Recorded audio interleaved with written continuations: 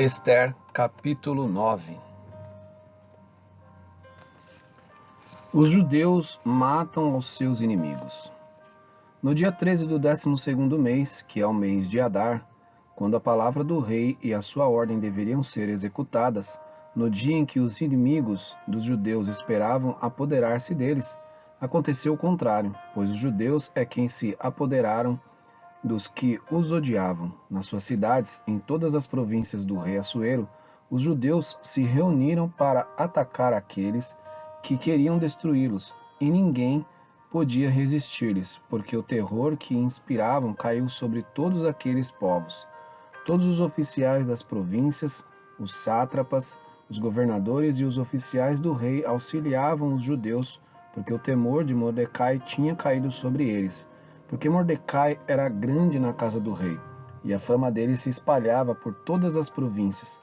O seu poder ia aumentando cada vez mais. Assim, os judeus mataram todos os seus inimigos a golpes de espada, matando, destruindo e fazendo com que os seus inimigos, os que bem quiseram. Na cidadela de Suzã, os judeus mataram e destruíram 500 homens.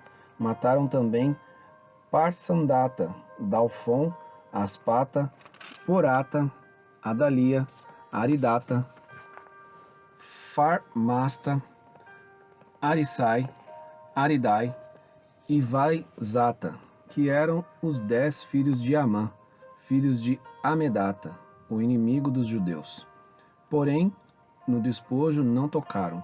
No mesmo dia, o rei foi informado do número dos mortos na cidade de Suzã. O rei disse a rainha Ester: na cidadela de Suzã, os judeus mataram e destruíram 500 homens e os 10 filhos de Amã. E nas demais províncias do rei, o que será que fizeram? E agora, qual é o seu pedido? Peça e lhe será dado. Você tem ainda algum outro desejo? Será concedido. Então Ester disse: se for do agrado do rei, permita aos judeus de Suzã que também amanhã façam segundo o decreto de hoje e pendurem em forca os cadáveres dos 10 filhos de Amã. Então o rei ordenou que assim se fizesse. Um decreto foi publicado em Suzã, e os cadáveres dos 10 filhos de Amã foram pendurados na forca. Os judeus de Suzã se reuniram também no dia 14 do mês de Adar, e mataram 300 homens em Suzã. Porém, no despojo não tocaram. A festa de Purim.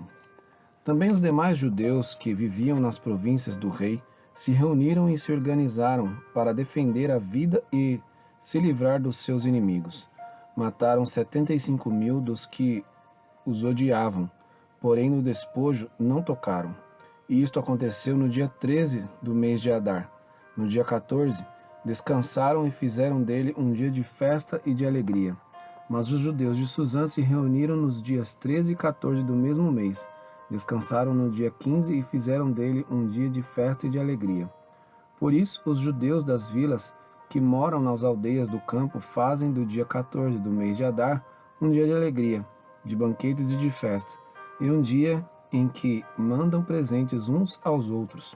Mordecai escreveu estas coisas e enviou cartas a todos os judeus que moravam em todas as províncias do rei Assuero, aos de perto e aos de longe, ordenando-lhes que comemorassem o dia 14 do mês de Adar e o dia 15 do mesmo mês, todos os anos, como os dias em que os judeus se livraram dos seus inimigos. Um mês em que a tristeza virou alegria e o luto transformou em festa, e que estes fossem dias de festa e de alegria, de troca de presente e de dádivas aos pobres. Assim, os judeus aceitaram como costume o que, naquele tempo, haviam feito pela primeira vez, segundo Mordecai lhes havia ordenado por escrito. Porque Amã, filho de Amedata, ou Agagita, inimigo de todos os judeus, tinha planejado destruir os judeus e tinha lançado o pur, isto é, sortes, para os assolar e destruir. Mas Ester foi falar com o rei e ele ordenou por cartas que o plano perverso de Amã, que ele tinha elaborado contra os judeus, recaísse sobre a própria cabeça dele, e que ele e os seus filhos fossem enforcados. Por isso, estes dias são chamados de Purim, do nome Pur, daí, por causa de todas as palavras daquela carta e do que testemunharam e do que lhes havia acontecido, os judeus decidiram que eles mesmos, os seus descendentes e todos os que viessem se juntar a eles, não deixariam de comemorar estes 2 dias segundo o que se havia escrito a respeito deles, no tempo marcado, todos os anos, e que esses dias seriam lembrados e comemorados geração após geração, por todas as famílias em todas as províncias e em todas as cidades, e que estes dias de Purim jamais iriam desaparecer entre os judeus, e que a memória deles jamais se extinguiria entre os seus descendentes. Então a rainha Esther, filha de Abiail, e o judeu Mordecai escreveram, com toda a autoridade, uma segunda carta para confirmar a carta de Purim.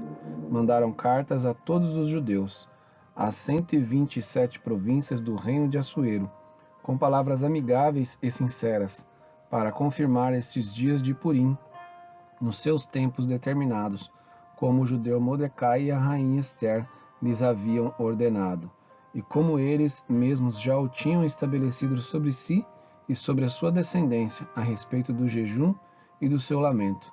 E o decreto de Esther estabeleceu estas particularidades de Purim, e se escreveu no livro.